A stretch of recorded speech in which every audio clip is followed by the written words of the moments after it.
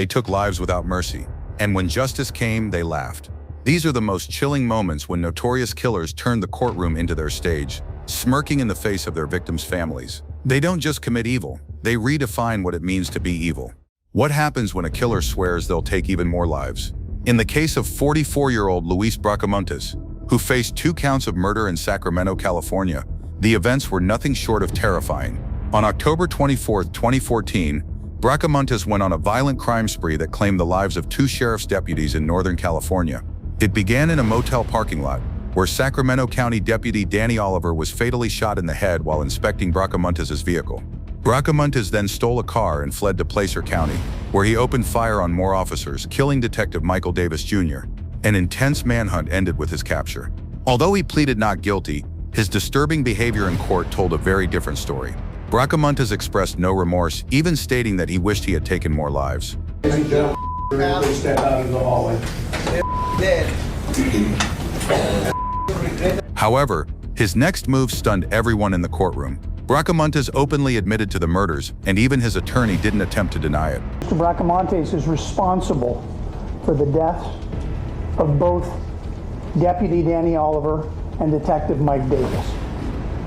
He shot both of them. Unsurprisingly, Bracamontes was found guilty of first-degree murder. Did unlawfully and with malice aforethought commit murder in the first degree. His reaction? A sly smile followed by an audible cheer. Bracamontes grew even more disturbing, smiling and clapping at the victim's family members seated in the gallery. Then, in a final act of defiance, he issued a chilling threat as he left the courtroom. How does that compare to attacking your own lawyer? Like in the case of 25-year-old Taylor Showbusiness, who stood trial for a gruesome murder in Green Bay, Wisconsin on February 23, 2022. Showbusiness strangled her 24-year-old boyfriend, Shad Therian, and mutilated his body during a drug-fueled night of intimacy. There was a human head. There was genitalia in the bucket. Let me stop you there. What do you mean genitalia? What I would recognize as a... Therian was strangled to death with a metal chain, and his dismembered remains were later discovered in his mother's basement. Showbusiness had placed his severed head in a bucket, while other body parts were stuffed into storage totes, plastic bags, and cardboard boxes. It was Therian's mother, Tara, who stumbled upon the gruesome scene and immediately called 911. Very positive my son's head is in a bucket, a metal bucket in my basement. What makes you think that? Because I looked in the bucket. What did you see? Exactly what I told you. Okay, where's the rest of the body at? No idea. Police arrived within moments and spotted traces of blood outside the home. Is this blood? Does this look like blood to you? Or am I just tripping? Bloody footprint? You see this right here? Could possibly be blood. Once they realized the true magnitude of the crime, Had Officer Plunky come downstairs and just verify we had in fact found a human head in the bucket, and then we started to notify a supervisor and then ask for additional units. Showbusiness was quickly taken into custody. Hi, Taylor, how's it going? Officer Russell with the Green Bay Police Department. Taylor, you have one more for you. You have one more for your wrist. Just put your hands behind your back, quick. Anyone else in your apartment? You got blood on your hands here, blood. During questioning, Showbusiness detailed what happened that night, explaining that she and Therian engaged in unusual sexual activities that soon spiraled into something far more sinister. You two being intimate, having sex? It was getting there. So will this be considered foreplay? Yeah, it was. And then I just didn't stop. I don't know why. I didn't stop. So when he put the chain on his neck, he thought that you guys were going to have kinky sex, right? You think that's what Chad was thinking, maybe? Yeah. What were you thinking? I was going to do the same thing. You know, I was going in, and I did. And I went in. But then he was like, choke me. But he didn't really say it, so I'm like, he put it on his neck. I already know I'm going to choke him. And I did. Intoxicated by drugs, Showbusiness claims she didn't even realize Therian was being choked to death. When did you realize that Chad was not alive anymore? You know, his face turned purple. He was coughing up blood, even though he was pissing. He's pissing himself. His face was all purple. However, once she realized her partner was dying, Showbusiness made no effort to stop and ultimately chose to end his life. The chain goes around his neck and you start choking him. And you just realized that he was going to die or what? I'm just like, I think I went a little too far because I was blacking out while I was doing it, right? And then and then I look at him, I'm like, shit, he's already crippled. I'm like, I don't know if he's fucking, is he good? Is he good? But then when I woke up, during the blackout moment, I'm like, shit. He was coughing up blood. I'm like, I don't know, I just kept on going. Showbusiness admitted that, although she hadn't intended to kill Therion, she ultimately found herself enjoying it. Did you want Chad to be dead? No, it was out of random. I wasn't expecting that, and it kind of threw me off guard. You also said that you enjoyed it, right? And I enjoyed it. Oh yeah. All right. Yeah. You ever love something so much that you kill it? It happens to me. That's the feeling that I have. I love something so much that I kill it. Showbusiness then sexually violated Therion's corpse for the next 2 to 3 hours. To play with Oni. Play with his dick. Suck his dick. I grinded on him. I put the dick in his ass. Did you ever put his penis in your vagina? Yeah. And then he got he was half hard while I was still sucking. Showbusiness then went on to dismember Therion using knives taken from his mother's kitchen. What did you dismember his body with? Knives. With what? Knives. Knives? But when did you start, cutting up his body?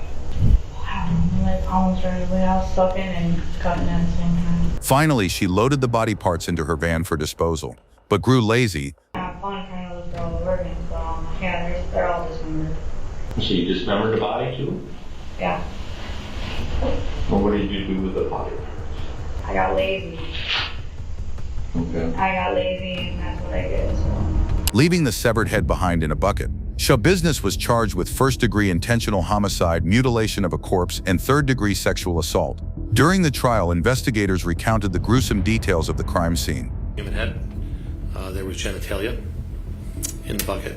Let me stop you there. What do you mean genitalia? What I would recognize as a penis and testicles. Beyond the stack of mattresses, there appeared to be blood on the floor and then small chunks of human flesh. The skin, soft tissues, and muscle had been removed from the bone so that it was largely stripped down to the bone itself. The back has been largely flayed and defleshed. In other words, the skin of the back has been removed. Also, the muscles of the back have been removed so that we have exposed rib cage. Despite the gruesome nature of her crimes, what Showbusiness did next still managed to leave everyone stunned. In a sudden fit of rage, Showbusiness lunged at her own lawyer in court, forcing 2 officers to step in and restrain her. Because of her aggressive outbursts and disruptive courtroom behavior, You went off on your attorney, Taylor. You went crazy on your attorney. Showbusiness was made to wear a spit mask and shackles. Ultimately, Showbusiness was found guilty and sentenced to life in prison without the possibility of parole for the brutal murder of Therion, with her trial marked by countless blood-chilling moments. It's similar to the unsettling sight of someone laughing or giggling during a murder trial, like in the case of rapper YNW Melly.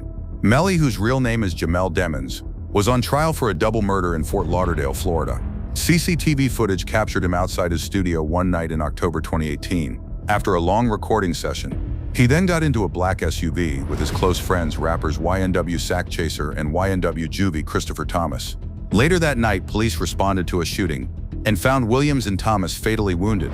The driver, rapper YNW Bortland, brought the victims to the hospital, claiming they had been caught in a drive-by shooting.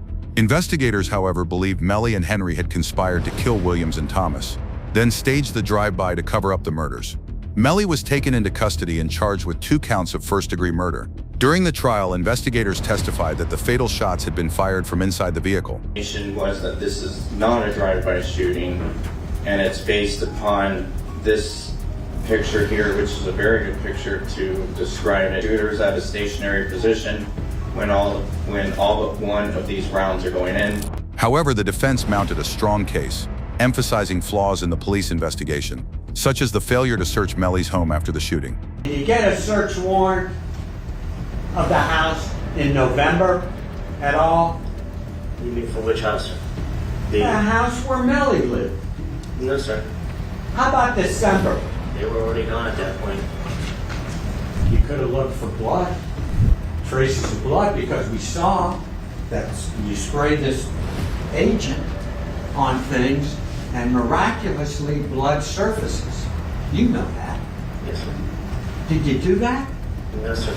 A friend of Melly's also testified that the rapper was at home when the murders took place. When you heard that, did you see Melly in the house? Yes. Another witness testified on the stand that the prosecution was pressuring her to give certain testimony. When you first took the stand, you said, "I feel threatened." Yes, sir, I did. Who do you feel threatened by? Objection, Your Honor. Christine Bradley, the prosecutor's office. This prosecutor. Yes, I did. Thank you. However, as both sides presented their arguments, Melly appeared more focused on performing for the cameras, frequently smiling and laughing during witness testimony, even when one of the victim's mothers took the stand. I walked out because I don't, what you praying for, because you sitting over there like you don't got no remorse. Like every time I walk in, you smiling, you know, this ain't the time for that. This case is sad. After a week-long trial and 14 hours of deliberation, the jury failed to reach a unanimous verdict, resulting in a hung jury. You're still unable to reach a unanimous decision. So at this time, I'm going to just declare this trial as mistried. The retrial is scheduled for September 2025, and Melly remains in jail. Throughout it all, YNW Melly has shown no remorse over the deaths of his friends. This is TJ Lane, who was on trial for a school shooting in Chardon, Ohio, that claimed the lives of several students. 911, where's your emergency?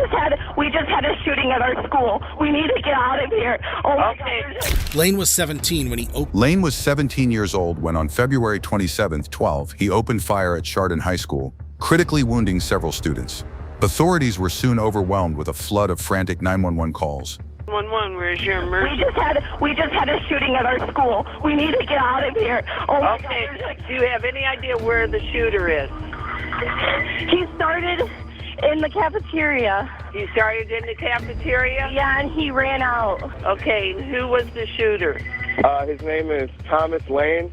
After opening fire in the cafeteria, Lane was chased off school grounds by assistant football coach Frank Hall and arrested by police. The shooting killed classmates Daniel Parmertor, Demetrius Hewlin, and Russell King Jr., and left Nick Walczak permanently paralyzed. Lane was charged as an adult with 3 counts of murder. Friends described Lane as quiet and reserved. Reports indicated that Lane came from a troubled home. His father had a history of assault convictions, and his mother was frequently absent. Lane initially pleaded not guilty because of insanity, claiming he often heard voices in his head.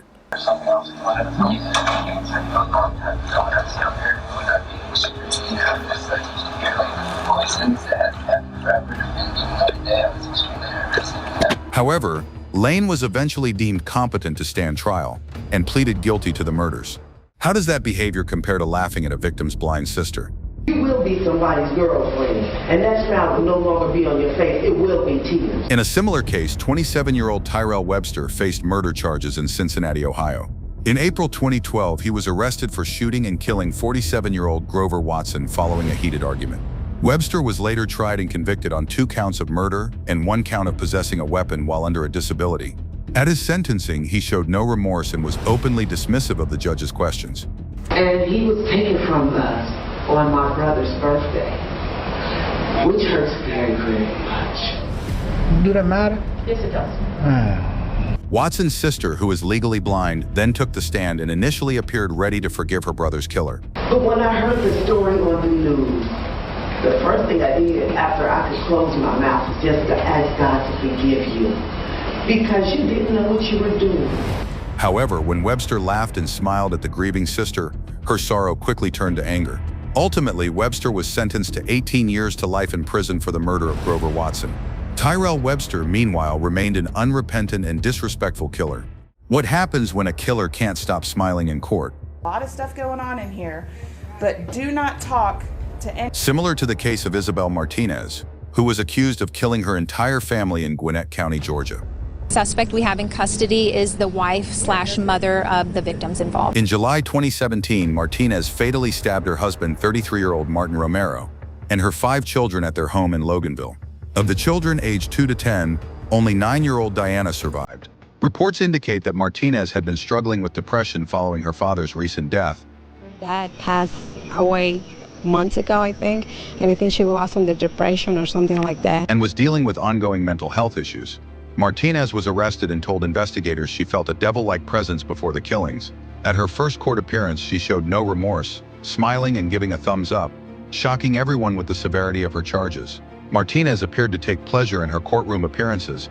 10 counts of murder, which of course also is a felony. You have no bond on the murder charges. Only a superior court judge can even consider bond on that.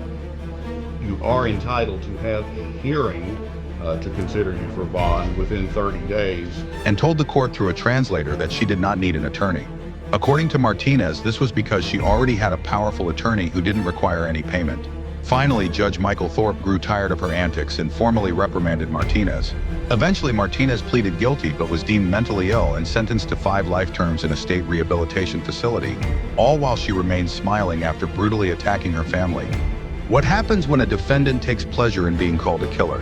17-year-old Michael Swanson, on trial for a double murder in Carroll County, Iowa, in November 2010, stole his mother's Jeep and fatally shot Sheila Myers and Vicky Bowman during robberies.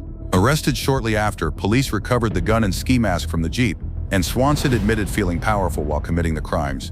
Feel when you pull the trigger? I mean, some people say that, it feels powerful or that it's kind of a rush, or what did you feel when you pulled the trigger? I felt powerful, but I don't know, I just didn't really care. Didn't care, okay. How else did you feel? It had no effect on me. I just didn't even care.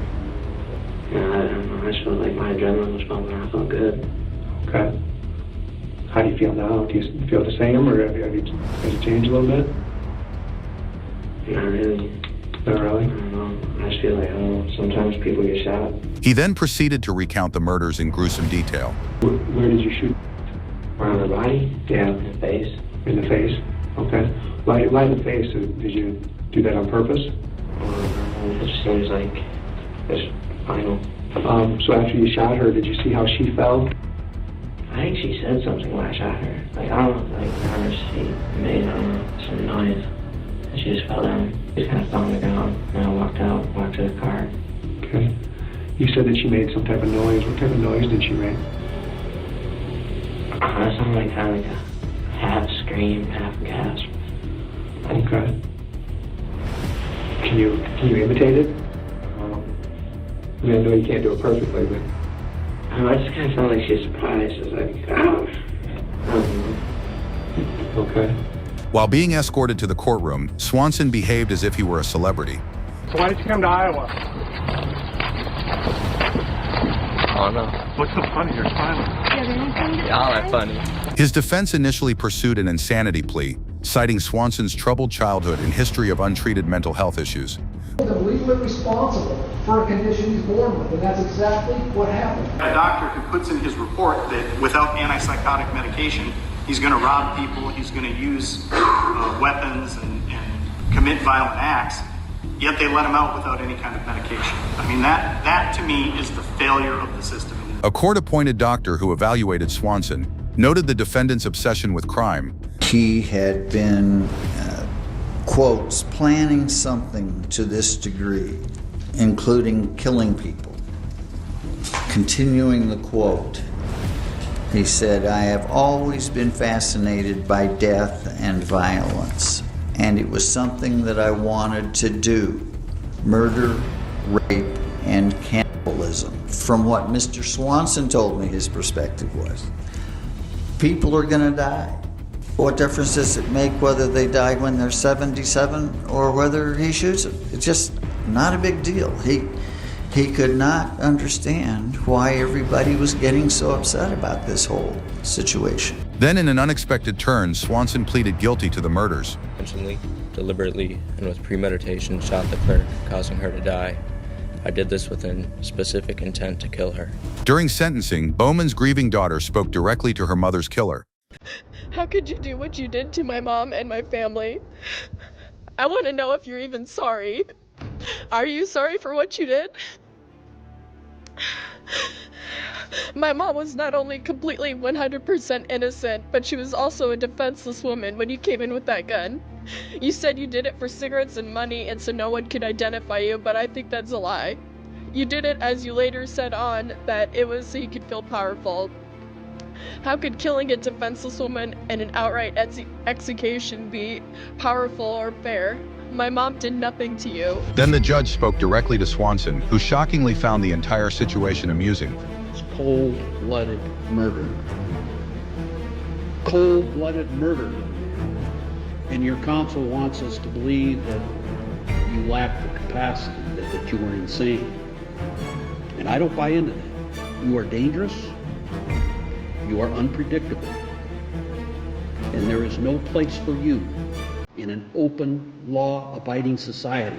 Ultimately, Swanson was sentenced to 2 life terms for the murders of Sheila Myers and Vicki Bowman, showing no remorse throughout the court proceedings. How does that behavior compare to flipping off everyone in court?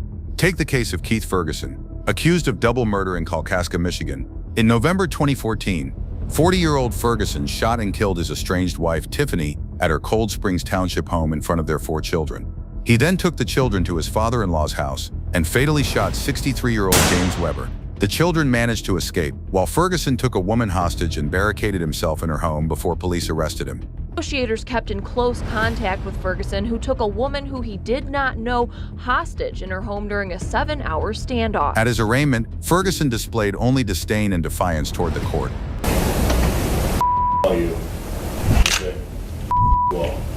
He even directed aggressive outbursts at the judge. All right, Mr. Ferguson, can I get you to stand up there at the podium, please? All right, I need to have you raise your right hand for me. I'm leaving this Okay, court. all right. Pull me back from my cell. Okay, stop. Regarding Ferguson's bond, the prosecution sought the maximum amount allowed. The fact that the defendant has already murdered multiple people and fled and has taken hostages, based on that information, there's no doubt in my mind that this particular defendant has a high risk of non-appearance or danger to the public. The judge agreed. Murders, we have issues of flight, home invasion, kidnapping.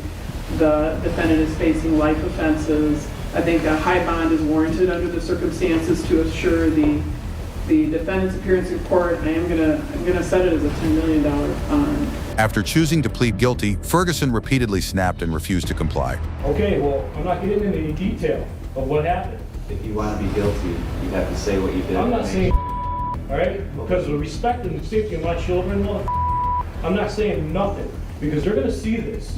They don't need to hear that. Understand what I'm saying? You know, let's just make this painless and not. Give me my 100 years or whatever, and give me the out of here. That's what I'm trying to do. Okay, well do it. You understand me? I'm not doing this in front of these stupid cameras and these inbreds. The judge called for a recess, but Ferguson remained furious. All right. Don't touch me more. Eventually, Ferguson settled down and pleaded guilty to 1st and 2nd degree murder. And did you intend to kill him? Oh yeah. And did you think about whether or not you wanted to kill him and make a deliberate choice to do so? No way. Put it Apple magazine and that. He even requested to receive the death penalty. Can't give me the death penalty?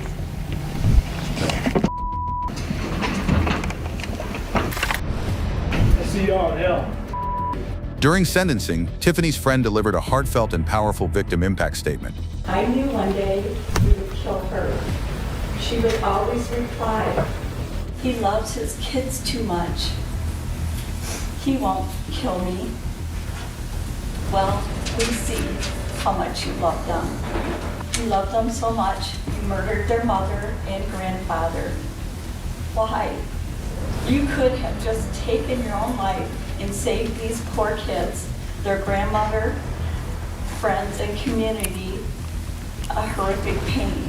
Your Honor, on behalf of the kids, myself, and all of Chip's friends and family, please send Keith to prison for life without any chance for parole. Thank you. Before handing down the sentence, Judge George Mertz addressed a few words to the defendant. May not meet the clinical definition of insanity, but there's clearly something fundamentally wrong with you. You're incapable of understanding that intentionally depriving an elderly woman of her husband, her mate for life, 4 children and her mother, to satisfy your own selfish urges. Justice is something that deserves the most important and serious punishment. You'll never again have an opportunity to hurt any innocent people. You'll never again have the opportunity to be free. Ultimately, Ferguson was sentenced to life in prison without the possibility of parole for the murders of his wife and father-in-law, with his courtroom behavior leaving a disturbing impression on all who witnessed it. What happens when a judge threatens to cancel a plea deal? Murder, you'll go to prison for the rest of your life. That means you'll die there.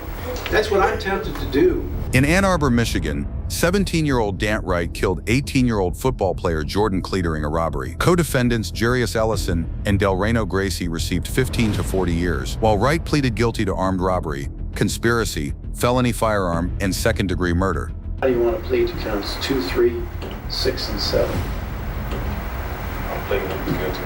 Wright then casually recounted the chilling details of the murder. You agree and conspire with 2 other individuals, Delreno Gracie and Jamarius Ellison, to commit an armed robbery? Yeah. And who are you going to rob? Jordan Clee. Jordan Clee. And as a result of that armed robbery, what did you do with that gun and Mr. Jordan Clee? Shot him. And where did you shoot him? On the top. Isaiah. And did you kill him with that shot? A family member spoke on behalf of the victim's mother during sentencing. Lost laughter and love. I no longer have the hope of having grandchildren. I've lost the enjoyment of holidays and birthdays and of everyday life. This year was supposed to be a year of celebration, of senior pictures with prom and graduation and parties. Instead, it was a nightmare that no parent should ever endure. As she was too overwhelmed with emotion to speak herself. However, the defendant displayed no remorse, smiling throughout the statement. I'll be home soon, R.I.P. Keon. I love my family. That's all you got to say. Wright then addressed the court, maintaining his indifferent demeanor, but Judge David Schwartz refused to tolerate it. No, I have never in 23 years approximately ever not accepted a sentence agreement between the parties because it's bargained for, sentenced by the parties. But watching you sit there, smile, and laugh, and shake your head like this was no big deal, I'm very tempted to just say, I'm not going to accept this sentence agreement. We'll go to trial, and if you're convicted of felony murder, you'll go to prison for the rest of your life. That means you'll die there. Mr. Bella, do you want me to accept this sentence agreement? And warned that he might reject the defendant's plea deal. With the victim's mother, as well as his grandparents and some family members, they understand that obviously this is the defendant who brutally murdered their son by shooting him in the back of the head. He's shown absolutely no remorse. And throughout the victim impact statements today, he smiled and he laughed throughout the entire proceeding.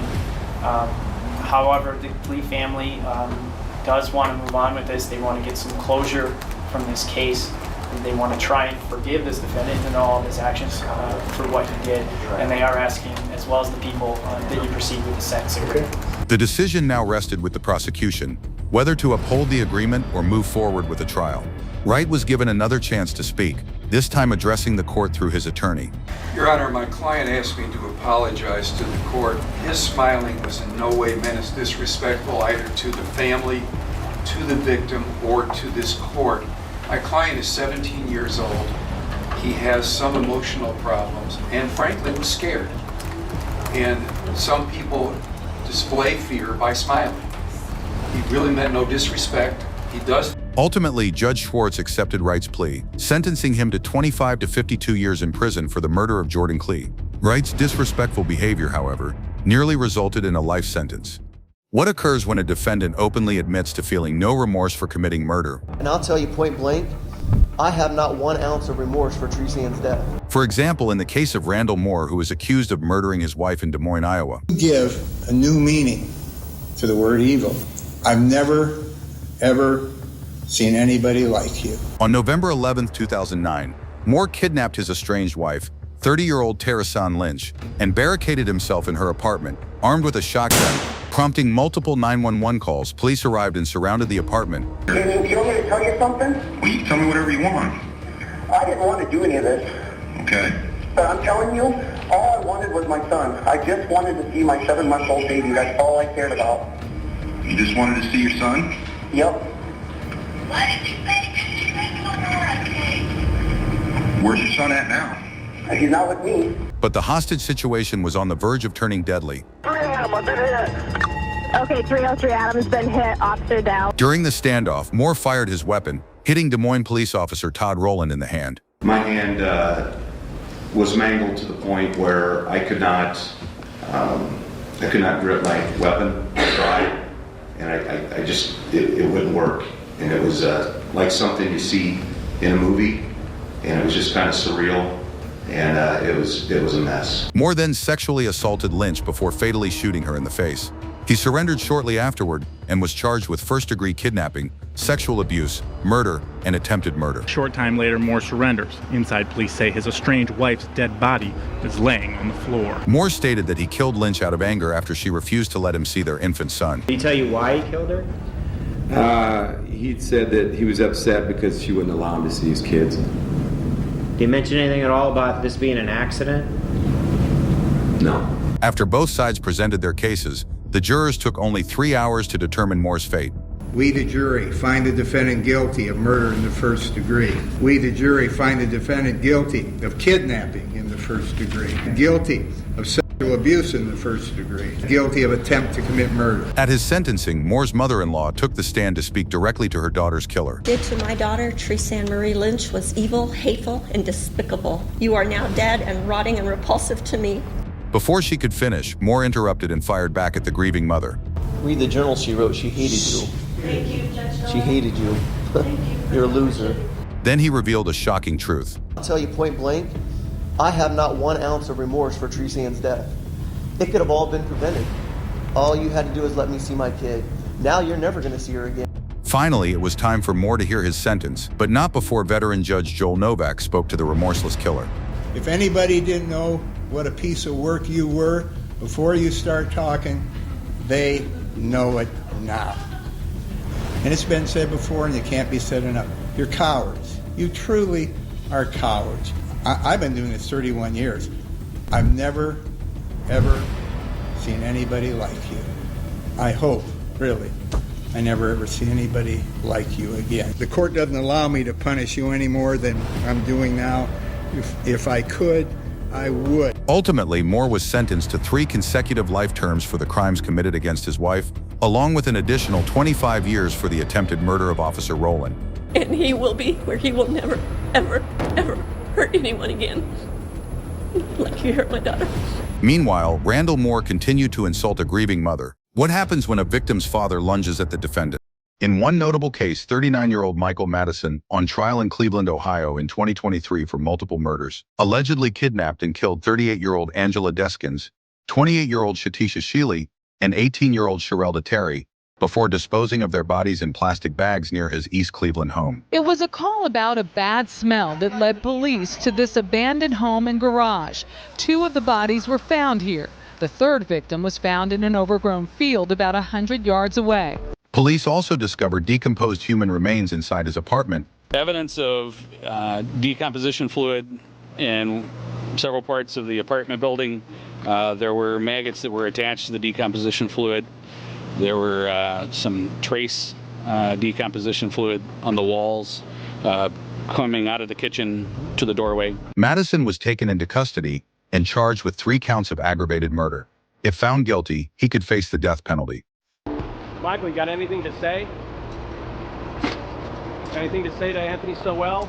We hear that you're a fan of his. During his trial, the defense argued that the murders were impulsive and committed in the heat of the moment. That each one of these individuals was killed with a sudden eruption of violence. He made no effort to bury these bodies and really conceal them, despite the fact that they're in fairly obvious areas, the fact that they were malodorous, the fact that people were complaining about the smell. However, the prosecution contended that Madison's actions were deliberate and premeditated. In the same way, at the same place, and in a short time frame. Then he disposed of their bodies. To avoid detection from his crimes, he tied 2 of the victims up with duct tape, placing their legs on each side of their head, and bending the body in half. Ultimately, Madison was convicted on all charges, while the victims' family members wept tears of relief and joy. The families of Michael Madison's victims cried tears of joy moments after jurors returned their decision. During sentencing, Sherelda's father, Van Terry, spoke directly to his daughter's killer. Right now, I guess we're supposed to, in our hearts, forgive this clown. He's touched our families, taking my child. He stared directly at Madison, who responded with a grin out of view of the camera.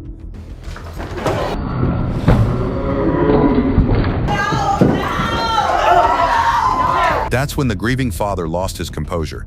Fortunately, Terry was swiftly restrained and removed from the courtroom. Shortly after, Judge Nancy McDonald addressed the defendant. Finally, it was time for the serial killer to hear his sentence. By the sheer inhumanity of what one human being can do to not one, but 3 human beings. You went on to abuse the corpses of these 3 victims. You stripped them from the waist down. You folded them in half, binding them so that their feet were up by their ears. Ultimately, Accordingly, the sentence of death is imposed upon the defendant, Michael Madison, on counts 1, 4, and 7. Michael Madison was sentenced to death and will remain on Ohio's death row, while Van Terry's courtroom outburst was nothing short of dramatic.